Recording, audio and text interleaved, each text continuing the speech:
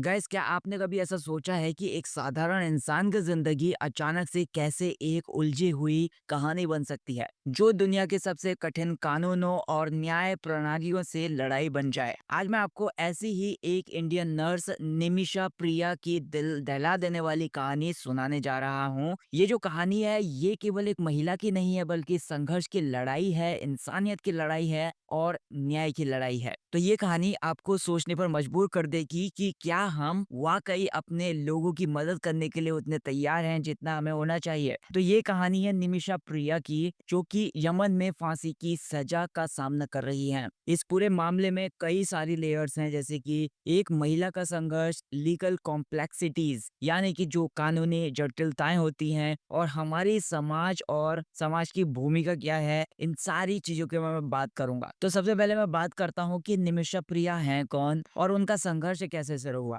निमिषा प्रिया केरल के पलक्कड़ डिस्ट्रिक्ट के कोलेंगोड की रहने वाली एक साधारण नर्स थी, जो कि 2008 में अपने परिवार की आर्थिक स्थिति को बेहतर बनाने के लिए यमन में गई। उन्होंने यमन के अंदर बहुत सारे हॉस्पिटल्स में काम किया। कुछ सालों तक वो काम करने के बाद उन्होंने अपने खुद के क्लिनिक खोलने का सपना भी देख लिया। क्वेश्चन ये खड़ा होता है कि यमन जैसे देश में एक विदेशी नागरिक के लिए खुद का क्लिनिक खोलना कितना आसान है। यमन का जो कानून है वो ये कहता है कि अगर कोई भी विदेशी नागरिक वहां कोई भी व्यवसाय शुरू करना चाहता है तो उसे किसी लोकल सिटीजन के साथ पार्टनरशिप करनी होगी, उसके साथ साझेदारी करनी होगी। यही कारण है कि निमिषा ने तलाल अब्दो महदी नाम के एक पर्सन के साथ साझेदारी की। लेकिन अब यही जो साझेदारी थी, यही जो पार्टनरशिप थी, वो उसके लिए बहुत ज्यादा मुसीबत बन गई। शुरुआत में सब कुछ ठीक था, लेकिन समय के साथ तलाल मेहदी के इरादे बदल गए। निमिषा के परिवार वालों का ये दावा है कि तलाल ने क्लिनिक के पैसों का दुरुपयोग करने की कोशिश की। जब निमिषा ने इसका विरोध किया तो इनके बीच में विवाद शुरू हो गया। फिर 2016 में निमिषा ने तलाल के खिलाफ पुलिस में शिकायत भी की। इसके बाद तलाल को गिरफ्तार कर लिया गया, लेकिन जेल से रिहा होने के बाद उसने निमिषा को बार बार धमकाना शुरू कर दिया। अब 2017 में निमिषा और तलाल के बीच में एक बहुत ही बड़ा विवाद हुआ। यहाँ पर निमिषा का ये दावा है कि उसने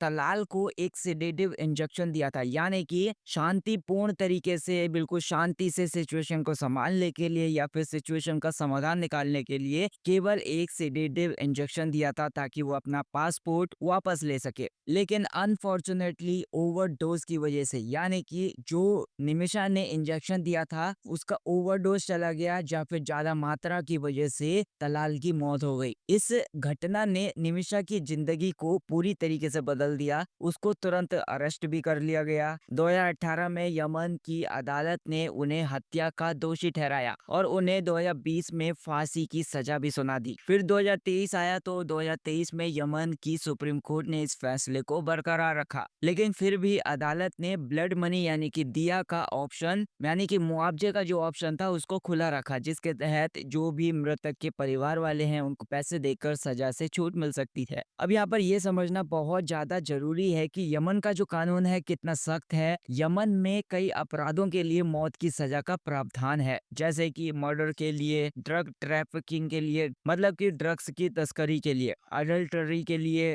होमोसेक्सुअल रिलेशंस के लिए, इस्लाम का त्याग करने के लिए या फिर इस्लाम की आलोचना करने के लिए, देश की स्वतंत्रता या फिर जो देश की अखंडता है उसको नुकसान पहुंचाने के लिए भी यहाँ पर मौत की सजा का प्रावधान है। तो इसी कानून के तहत निमिषा को हत्या का दोषी ठहराते हुए मौत की सजा सुनाई गई। अब यहाँ पर निमिषा के मामले में न केवल उसके परिवार वाले बल्कि पूरे समाज को झकझोर करके रख दिया। उनके परिवार वाले और कई ऐसे सोशल ऑर्गेनाइजेशंस हैं, यानी कि कई ऐसे सामाजिक संगठन हैं, उन्होंने उन्हें न्याय दिलाने के लिए हर तरीके से कोशिश की। उनकी मां ने भी बहुत ज्यादा संघर्ष किया, यानी कि निमिषा की जो मां है प्रेमा कुमारी, उन्होंने अपनी बेटी को बचाने के लिए सब कुछ दांव पर लगा दिया। वो कोची में एक डोमेस्टिक हेल्पर के रूप में काम करती थी। अपनी बेटी के केस के लिए उन्होंने अपनी प्रॉपर्टी को भी बेच दिया। निमिषा की सजा से बचने का एकमात्र तरीका ब्लड मनी है, तो इसे जुटाने के लिए सेव निमिषा प्रिया इंटरनेशनल एक्शन काउंसिल नाम से संगठन ने क्राउड फंडिंग कैंपेन शुरू किया। लेकिन इस पूरी की पूरी प्रोसेस में बहुत सारे चैलेंजेस भी आए। यमन में जो भारतीय दूतावास है यानी कि जो इंडियन एम्बेसी है उसके द्वारा नियुक्त जो वकील अब्दुल्ला अमीर हैं उन्होंने पहले से ही $19,871 का चार्ज लिया, लेकिन इसके अलावा $20,000 की मांग की। अब इस मांग को पूरी करने में देरी की वजह से बातचीत वहां पर रुक गई उसमें या फिर देरी आ गई। अब मैं आपसे ये क्वेश्चन पूछता हूँ कि क्या ब्लड मनी के जरिए मौत की सजा को टालना मोरली सही है यानी कि नैतिक रूप से सही है? क्या जो इंडियन गवर्नमेंट है उसको ऐसे मामलों में और ज्यादा एक्टिव रोल निभाना चाहिए?